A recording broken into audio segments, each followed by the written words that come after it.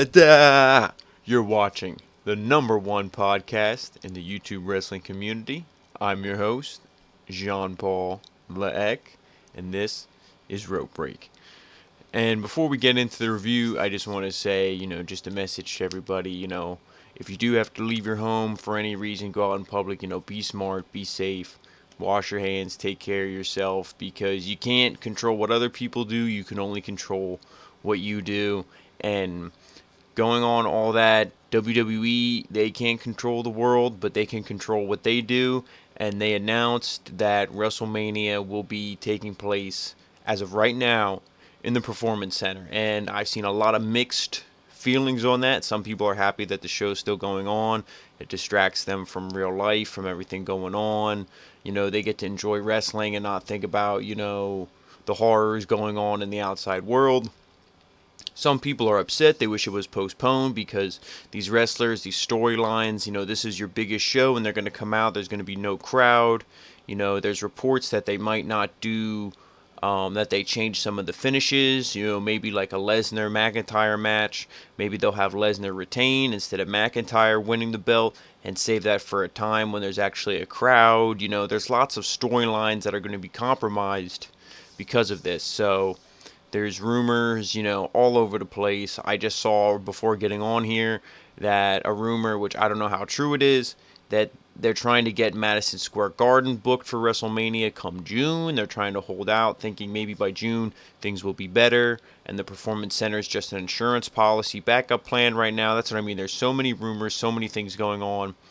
But if you ask me, my opinion is, I really understand both sides. Like I said, I can understand, especially if you're going to change outcomes and this and that, because the build to WrestleMania has been pretty good for some of these storylines. Like Lesnar and McIntyre has been good. Becky and Shayna has been okay. Could have been better, but Rhea Ripley and Charlotte has been pretty good. And there's a lot of these storylines that, Kevin Owens, Seth Rollins, that have been pretty good, and you want to see them finish at WrestleMania. You don't want to see them, just kind of WrestleMania be another match on the list of matches and then have them end at like SummerSlam or Extreme Rules or Money in the Bank, some pay-per-view like that. Or, Crown Jewel, whichever one of those Saudi shows is after WrestleMania. But that's the thing, is that there's just so much going on. It's really hard to say. People are saying, oh, WWE's just, they don't care, they're greedy and this and that. And it's like, well, maybe that's the case, but if they were so greedy, why wouldn't they wait till they could get people in the seats to get, more money, get ticket sales, vendor sales from t-shirts, food, all that stuff. If they would be greedy, they'd be waiting for that. So I don't know. That's what I mean. It's two different things. If you're asking my honest opinion, I wish they would just postpone it, but I understand why they're not, because it's so hard to do. Because it's like, what do you do? Because wrestling doesn't have an off season. If they had an off season, they could just say, hey, we're going to go into the off season right now. These storylines, just everything is on hold until we come back. But they don't have an off season. They're, 365 days a year. They just keep going. So it's hard, to do something like this. But like I said, Rope Break, we're always going to keep bringing you the news and everything as soon as we hear it. So stay tuned for that, and, follow us on all the pages as well for the news, immediately as soon as we see it. Facebook, Instagram, Twitter, obviously here on YouTube as well. You see all the links on the beautiful layout. So please follow everyone. And along with that, I just want to thank all the new subscribers, everybody who's helping support the videos, whether you're sharing, liking, commenting, we appreciate all of it. And, we want to see more of it. And we hope that, you want to see more of Rope Break as well. Because like we always say, wrestling never stops. And neither do we. So let's get into this show. This show also came from the Performance Center. It seems like all foreseeable shows are going to come from the Performance Center. I want to see what they would, I know where this is WWE, but to switch gears here for a second, I want to see what AEW does, if they're still going to have live crowds. I'm really anxious to see what they're going to do tomorrow night. It'll be, I'd be really surprised if they had a crowd. I'd be surprised if people even show up. I know I wouldn't. I was even a little leery when we went to the Elimination Chamber, but that was kind of like right before like everything kind of, went downhill. So But I mean, we're still here, we're still rocking, so we're still good. But this show, is one of those things where it seems like now from these shows, they're not going to go full, 3 hours with all new content, you could say. Seems like they're going to show some highlights, this and that. On SmackDown, we saw the tag team match from the Elimination Chamber. And then this, we saw the men's Royal Rumble match. Both of those in their entirety ate up a good portion of the show. And I understand why you're doing it, because you don't want to cut your show. But honestly, I would have rather seen this Raw been an hour and a half, hour and, 40 minutes, whatever the time would have been with, men's Royal Rumble match cut out. Because to me, when that match was on and I saw, okay, this match is going to be in its entirety, not just highlights, I went and got something to eat. I was playing. I'm gonna be honest with you guys. I was playing video games and I just kept looking. Okay, the match is still going on. Match is still going on. Because I saw it once. We reviewed it on the show. Check out the beautiful Royal Rumble review if you haven't already. A couple months old, but hey, who cares? Legit review. But I don't know why you need to show the whole match in its entirety. So I was like, I don't need to watch it again. So I felt like when that came on, a lot of people were probably like, really? And they changed the channel and they just kept coming back. So you didn't even have those viewers during that whole entire hour and a half, however long that match was. So to me, that wasn't the brightest thing. I would have just, and I understand why they had Stone Cold come out last, because they wanted to try to retain those people to watch into that third hour. But, hey, if you want to see Stone Cold in the most badass, legit way, you turn on the network, you put on Mania 13, you put on Mania 15, you do something like that if you want to see Stone Cold. You don't, watch this pretty much cringy segment, which I'll get into when we get there. But like I said, I do appreciate that they're at least, trying to have a little bit of fun with some of the things. And they're trying to, again, do the most important thing, and that's like Triple H said on Friday, put a smile on everybody's face and have them forget about the troubles of the real world. So the show opened up, and the announced team, they're all in the ring, and they explain why they're in the Performance Center, like I said. And like we said in the SmackDown review, they never say coronavirus by name. And they almost seemed like they were like, this is a groundbreaking, historic thing. WrestleMania will be in the Performance Center. And they were almost like happy about it. Like nobody really had like a somber mood about anything that was going on, which again, they're trying to just, keep face, keep the shield up. So, the kids and everyone else watching at home can kind of like, oh, well, they're not too worried, so maybe I shouldn't be as worried and this and that. But, I mean, like I said, it is something where you shouldn't be freaking out, but you should also be a little cautious. So I wish WWE would show a little more concern about it, but hey, Vince McMahon has more money than anybody. He can just go hide in a bunker somewhere if it gets that bad. But they say that Austin will be there as well, and they also mention the contract signing between The Undertaker and AJ Styles, and then they show AJ Styles calling out The Undertaker and his wife from last week.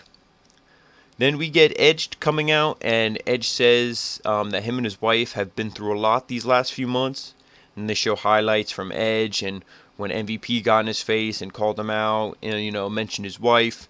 He hit MVP. He was choking him out when Orton came, started beating him. After Orton was beating him down, he chased Orton out of the ring, choked MVP.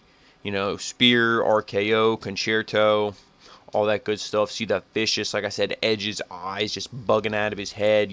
That crazy, old man Edge. Like I think I made the analogy, for you X-Men fans, the Old Man Logan.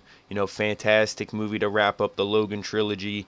That's what Edge reminds me of, man. Like this old man, like I need one more run, one more mission, and I'm done. And that's what, that's what I love about Edge coming back. So, really cool stuff from there. And then he said that it's been a long time coming. When Randy's dad introduced them, his gut told him that their paths would intertwine. IC championship matches, rated RKO, and both of them, they both owe a lot to Mick Foley. He said that he took one message from Mick that Orton didn't, and that was grit. And he said that grit has come back, or that he has come back from everything, and he said that Orton is a spoiled brat. He might be the best, but he has been handed everything because of his family name. Edge was handed nothing. He said he was raised by a single parent who broke her back to help him realize his dream. And it kills Randy because after 9 years, Edge was able to come back. Randy doesn't love him. He's jealous. He says that Beth was here to retire for him again, but Randy couldn't let her finish. He says that Randy pulled him out of a hole, that it was Randy who pulled him out of a hole this time. And it's pretty simple. At WrestleMania, if Orton has the guts, it's Edge versus Orton in a last man standing match. And he said that he writes his story. It's not a tragedy, but it's a redemption. So, amazing promo by Edge. Like I said, I love this Edge return.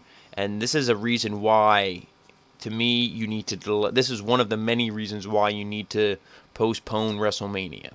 If they want to do these shows like this, instead of everything you would do in one Raw, space it out between two and prolong this till WrestleMania. Things calm down, hopefully sooner rather than later. I'm fine with it. But to me, this match cannot be in front of no one. This last man standing match, all this emotion, every time that there's been an Edge Randy Orton segment since the Royal Rumble, the crowd has been extremely invested, and then the payoff is going to be in front of no one. To me, that's why I said my honest opinion is you should postpone it. There's so many matches here that are going to need the crowd, especially this and Drew McIntyre especially. You're not going to have, and even the Becky Lynch Shayna Baszler, because I feel like that's going to be split pretty 50-50. So there'll be a lot of cheers, a lot of boos constantly. That's what really makes a match. And if you have this without the crowd, I'll still be invested because I'm a fan, but it's not going to have the same effect. No one's going to go back and watch this WrestleMania, even though there will be some legit matches. No one's going to go back and watch it because they'll be like, oh yeah, that was at Mania when there was no crowd. And it's like, that's not exciting. There's no pop. Like, oh, he wins the match, and the commentary team, who 90% of them are cringy garbage, they'll be like, oh, like Edge won, hooray! And it's like, that's not what you're here to hear. You want to hear the crowd. You want to hear, the roar, the screams, the cheers, the boos, whatever. That's what you want to hear. The you suck, the this is awesome, hey, goodbye, na. That's the shit you want to hear. You don't want to hear just silence. And that's what I mean. It's unfortunate for all these wrestlers especially. So then we get Becky Lynch. She shows up. She's in a custom painted tractor trailer truck. The man, all spray painted, her picture on the side, all that. No cab or tank or anything, just the truck. So she shows up. And then they show her arriving to the Performance Center. And then at this point, they show the entire men's Royal Rumble match. Like I said, won't go into it. Obviously, I did kind of check back every now and again. I had to see my boy Keith Lee, legit knocking down Lesnar, McIntyre and Ricochet combo taking out Lesnar. So, that's always cool. But it was what it was. I don't like I said, I'd rather have seen the show be an hour and a half and just, go from there. But I guess WWE didn't want to lose its viewership. Because I guess, not everybody has a network. Some people probably just watch, what's on TV. So I'm sure there was some people out there who actually didn't see this match and they got to watch it and they, at least enjoyed the last half of it. I don't think there's any fan with a brain that would enjoy Lesnar throwing 15 guys out of the ring. But, who knows? Each of their own. So then when we get back to the actual show, The Undertaker comes out, and I don't know if The Undertaker just woke up, if he just got out of the shower, what was going on. But he comes out, he's just wearing pants, his gloves, and he has like a beanie on, like a stripper hat, whatever you want to call it, winter hat. He has one of them on. No shirt. I mean, he didn't need to be in the whole dead man gimmick with a hat and a coat and everything like that, but he did look intimidating, for 50-something years old, coming out there like that. But to me, it was weird. Like I said, did the guy just wake up? But he comes out, they play his music and everything. He quickly makes his way to the ring. He gets in and immediately flips the table. And to me, I was I don't know. Maybe they didn't tell him what was going on and he was pissed. But it's like, then they say that there was no contract on the table. So he starts throwing things around. And you could see how cheaply made that table was and all this. And it just looked really weird. It looked like somebody who, lost a contact lens. Or, you're, looking for something. You're like, where is it? Or, you're looking for your car keys and you're late for work. It's like, what the... it was just weird. So they immediately went to commercial. So then when they go to commercial, AJ Styles' music hits. Because Undertaker, at this point, he's just pacing back and forth in the ring. Kind of looking around, just, pissed off. AJ Styles' music plays. No AJ. Undertaker's looking around like, what is going on? Because his music stopped at this point. Then it starts up again. And commentary's like, what the heck's going on? They're like, would you want to come out here? And they're like, no, yeah, I wouldn't want to come out either. So, they're getting a little bit, talking and this and that. Eventually, AJ shows up on the screen, and he has the contract. And he says that he challenged The Undertaker to a match, and they're at the Performance Center where hundreds of prospects show up. They're trying to be just like The Undertaker. But it's 2020, and The Undertaker continues to interject himself in WrestleMania every season. And the fault is on Michelle McCool. She helps him dust off that old jacket and hat, and walk down the aisle and embarrass himself each and every time. And he said, Mark, the flame is gone. He said that he has no sympathy for the old guy, or he should have some sympathy for the old guy, but it's just not there. And he says that the reason is because twice he stole victories from him. And he's like, you stole, that beautiful trophy from me, the 2-8, which AJ Styles is probably like, AJ's the 2-8 trophy. Whoop, whoop, one ear and out the other. Like, dude, I don't care. So he's like, that beautiful trophy. And you cost me a match at the Elimination Chamber. So he's going to do everyone a favor when he makes him rest in peace. Styles cut a pretty good promo here. He signs the contract, hands it, and, he's like, you take it to him, to Anderson. Anderson's like, I'm not taking it to him. He looks at Gallows. He's like, well, you're a big guy. You take it to him. And Gallows is like, I don't want to take it to him.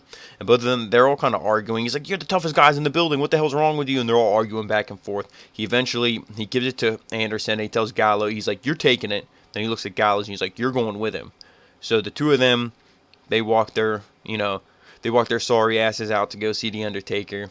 And, he stares them down, and they're on the outside of the ring. He's still in the ring. They go to hand him the contract, and they're like, hey, man, it's all cool. That was just Uncle Al. That wasn't us. And they go to hand him the contract. Boom. Lights go out. And this is the part I like, because the lights go out, and then when they come back, The Undertaker's behind him, obviously. And they know it. They see he's not in the ring, and they're like, oh, my God. They're like, ugh. They're like, as soon as we turn around, we're going to get our asses kicked. So they just kind of just standing there, and they're like, oh. Might as well just let it happen. They turn around, they get their asses kicked. Carl Anderson gets thrown into the steps, so he's done. Luke Gallows gets slammed into the apron, then he gets punched down by Undertaker while he's, slouched down there at ringside. And then The Undertaker heads up the ramp and leaves those two sorry saps beaten down at ringside. So, like I said, the promo from AJ Styles was pretty good. It was funny, like I said, because they knew they were going to get their asses kicked. Just their facial expressions were like, here we go. Let's just let it happen and get done so we can go back home. But, other than that, like I said, Undertaker coming out, I don't know what his attire was. I mean, like I said, it wasn't the worst thing, but it was like, what is going on here? So, and then just like the flipping of the table, he should have been like, he should have said to the king, where's the contract? And then, because Lawler was supposed to, conduct this contract signing, and he gets in the ring and immediately flips the table. Like, what could he see from, like, at the top of the ramp that there was no contract? He must have pretty good eyes then, but, like, I don't know what that was. To me, it was just, like, rushed. It was just weird. Like, they had a decent segment in mind, but then it, just wasn't executed very well. So speaking of things that weren't executed very well, we had the only live match of the night, Andrade versus Rey Mysterio. I'm not going to shit on these two guys, but we've seen it once, we've seen it twice. We've literally, at this point, have seen it 1,000 times. Hey, whatever. Times are tough, I'm whatever. But then you bring Asuka out on commentary. Nothing to do with these two.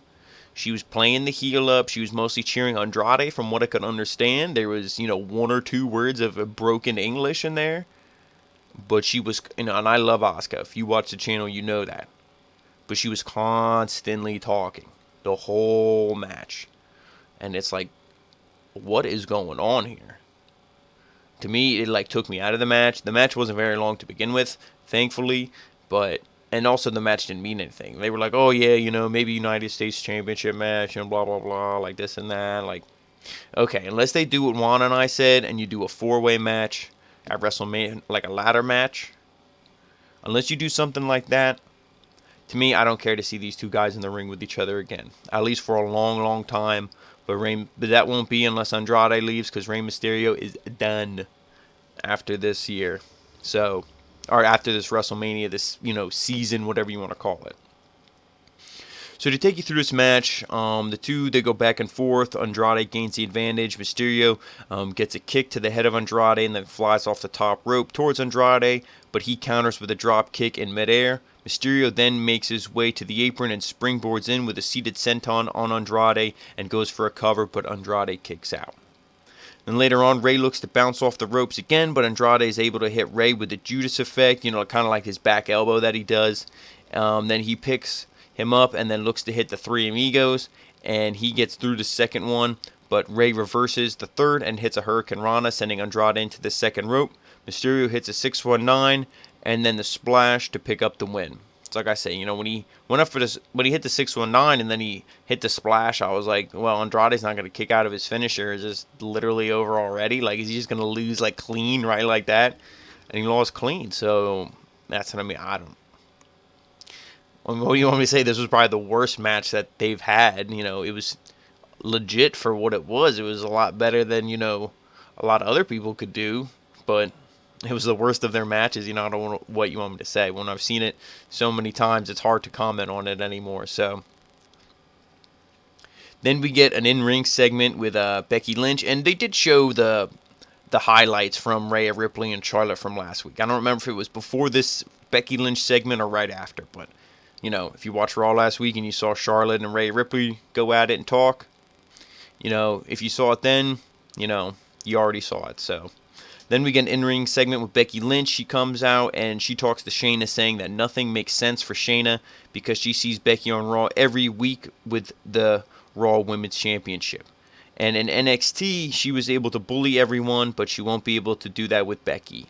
And she says that Shayna can cut through everyone, but she knows that she can't do that to Becky, and that enrages her. Becky says that she wants Shayna to think. She wants her to think about how it's going to feel when she beats her. She's going to prove that at WrestleMania that her whole life is a lie. She's going to beat her, and it's going to hit her like a truck. Obviously, mentioning, the truck she had, this and that. Maybe she'll show up to WrestleMania in that truck. Who the hell knows? Maybe that's her new gimmick. Maybe she's Optimus Prime. Who the hell knows? So, we'll see. I do like the one life how she said, Becky has tried to feel like the prey, but she was the prey, and, there was a predator after her, or a hunter, as in Ronda Rousey, but she's like, I was able to defeat, I was the prey that won. I was the one I defeated the predator, and I did it then, and I'll do it again. So that's really cool. I always like this reference to Ronda Rousey. To me, if you are going to prolong feuds, you got to do something like that. If you don't want to have Shayna and Becky, if the plan was for Shayna to win, and if Mania does take place at the Performance Center, and you don't want to do the title switch in front of nobody, you have Ronda come out. You just have these matches and screwy finishes end in weird ways, I'm not saying I want every match to be a screwy finish, because then it's like, oh, really? Then that makes Mania even worse. But that's what I mean. They're stuck between a rock and a hard place. To me, like I said earlier, if that rumor is true, again, grain of salt, please take it. With that, if they are trying to get Madison Square Garden, I really have my fingers crossed that they can get that and then postpone it to June, and hopefully by then things calm down a little bit and we can get some asses in the seats to see that show. So then we get a backstage segment with Kevin Owens and Charlie Caruso. She asks him, she said that Kevin Owens challenged you to a match anytime, anywhere. On Sunday, we're 2 weeks away, from WrestleMania. It's like, dude, when do you think he's going to challenge him? At McDonald's on a Tuesday afternoon? No. So Kevin Owens, he addresses Seth Rollins, and he says that he accepts, and he's been thinking about where and when, and he said it's going to happen at the Performance Center. And he says that Seth has the advantage with his disciples or his goons, so he must be watching Rope Break. I call those, his disciples goons. But he said at the Performance Center, is where Kevin Owens, he has the home field advantage. He says Seth Rollins never spent time in the PC, but Owens spent, his time there. He had his tryout there. He made so many memories there. And he has so many people there who he considers mentors. And I've been influential in building his career since he came there to WWE, and he will never forget them. And he said that he will make one more memory when he beats him at WrestleMania.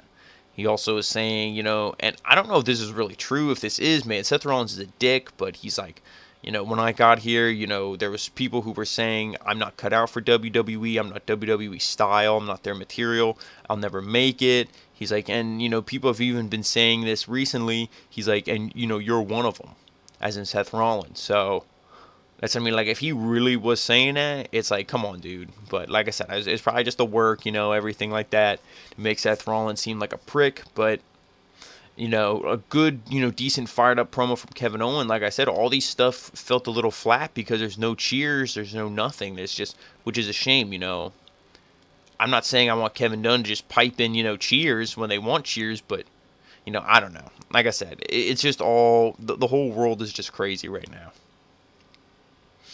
So then we finally get your main event. It was March 16th, Austin 316 Day. So glass breaks. Austin, he comes out. And he has a bunch of beers in hand. And he asks if anyone wants to know what 316 Day is all about. Give him a hell yeah.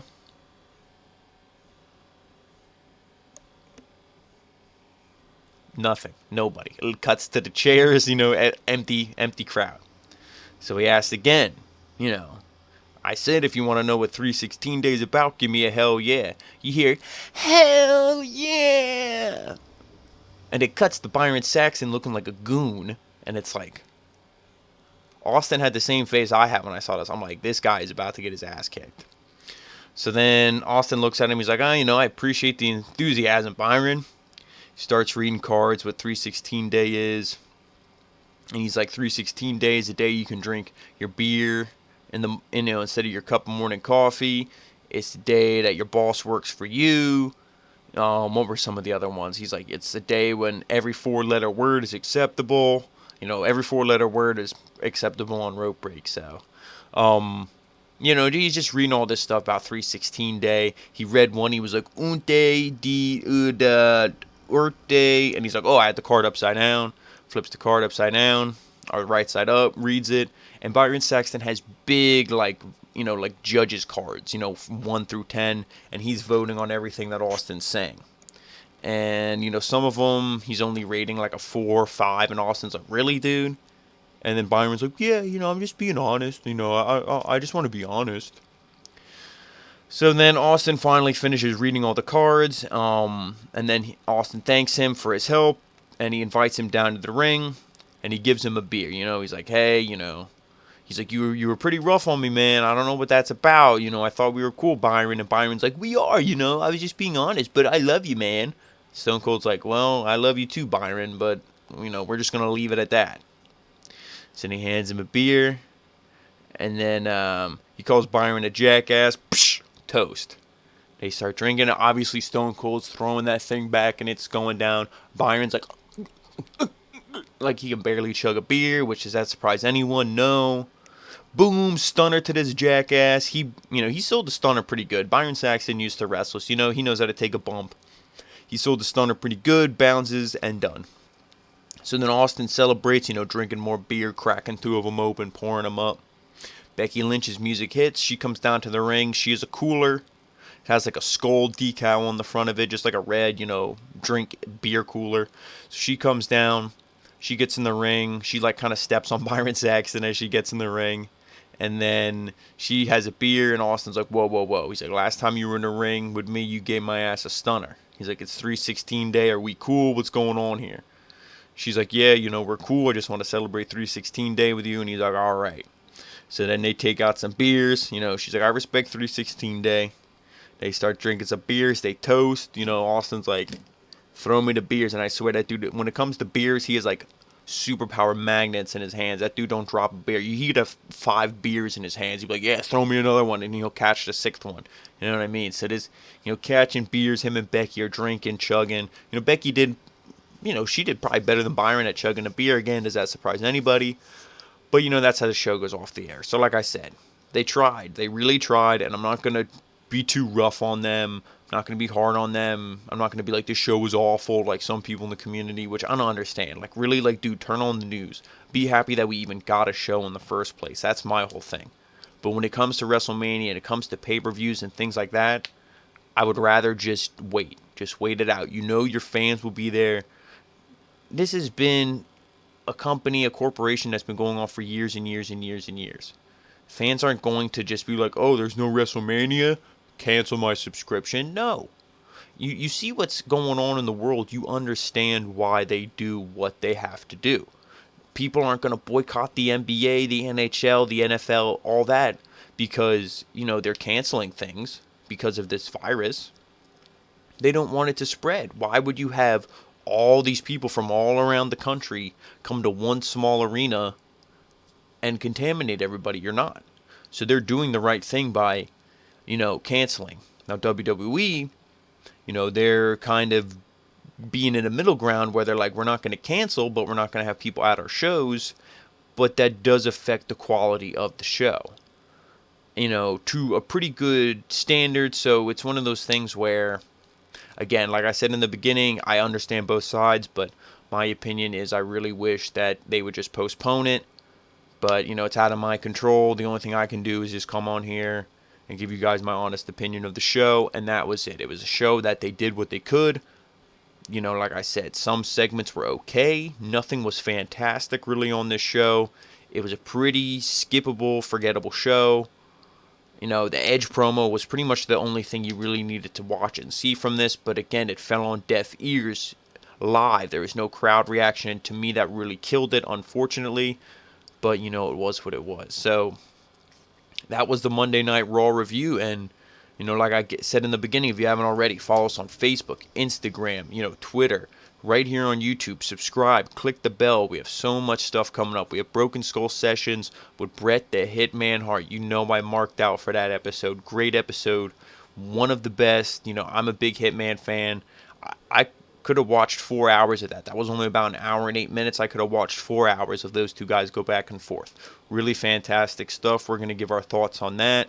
Juan has a bunch of FIFA gameplay coming. He had some WWE gameplay, so please check out all that gameplay. And, of course, we're going to have AEW Dynamite with yours truly, Jean-Paul Leek.